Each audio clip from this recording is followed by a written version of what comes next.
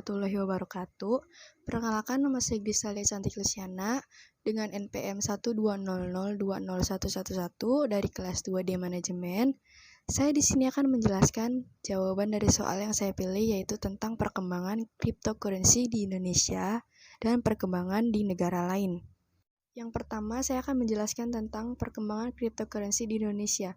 Meskipun baru mulai terkenal belakangan ini, cryptocurrency pertama yaitu Bitcoin telah ada sejak tahun 2009, dan teknologinya bahkan telah dikembangkan dari bertahun-tahun sebelumnya. Lalu, bagaimana kira-kira perkembangan cryptocurrency di Indonesia? Beberapa tahun belakangan ini lahir sejumlah perusahaan cryptocurrency exchange di Indonesia. Sebut saja Toko Kripto yang merupakan anak perusahaan dari Binance. Toko Kripto sendiri saat ini sudah memiliki lebih dari 4 juta pengguna. Ada juga Indodex, sebelumnya dikenal sebagai bitcoin.co.id, yang sudah beroperasi sejak tahun 2013 dengan lebih dari 3 juta pengguna. Selain itu juga ada startup cryptocurrency asal Indonesia, Pintu, yang baru saja mendapat suntikan dana sekitar 35 juta US dollar dari venture capital dan exchange terbesar asal Amerika Serikat, Alameda Research dan Coinbase.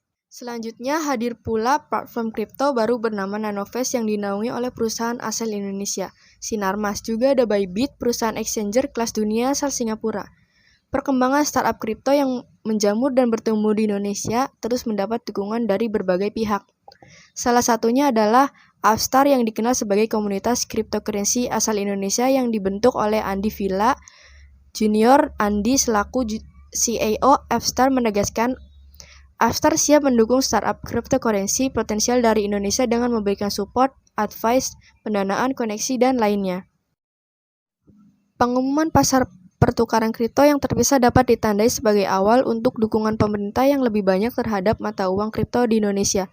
Meskipun demikian, kurangnya regulasi mata uang kripto di Indonesia saat ini membuat investor rentan terhadap ketidakstabilan pasar dan perlindungan konsumen yang tidak memadai.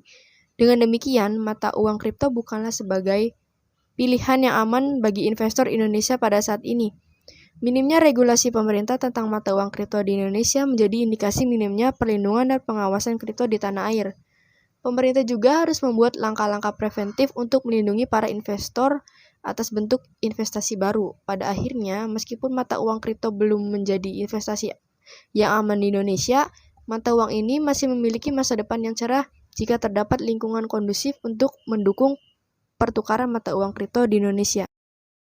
Selanjutnya, saya akan menjelaskan tentang perkembangan cryptocurrency di negara lain.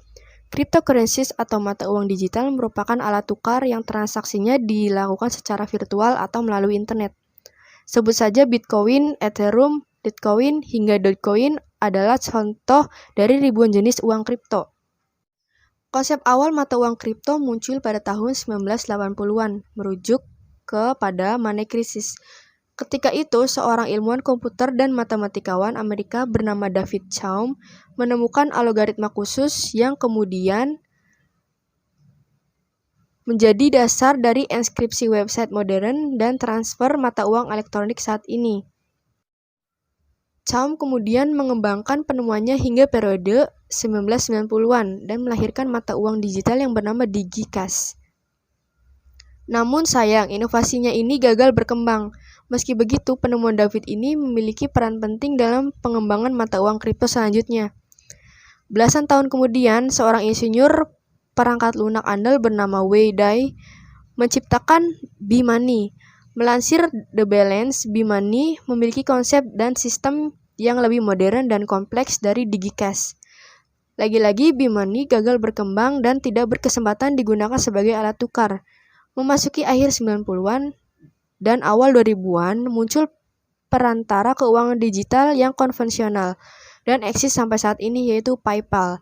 PayPal didirikan oleh Elon Musk dan menjadi bukti pembayaran sebagai transaksi online.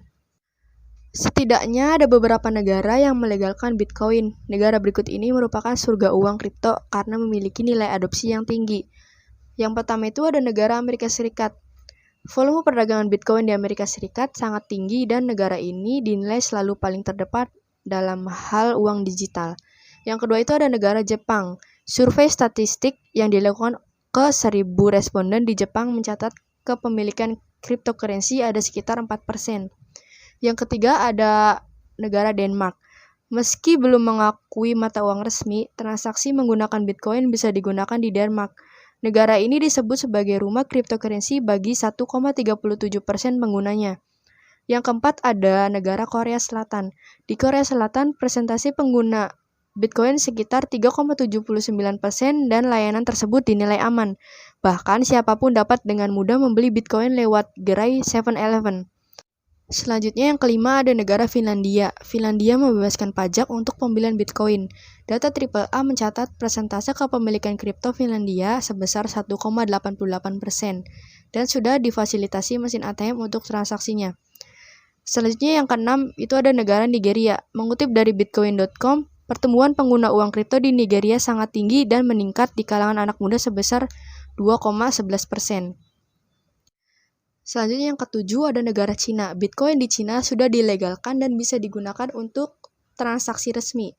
Bitcoin ini memiliki identitas sebagai properti virtual yang sedang dikembangkan dari sisi teknologi serta riset.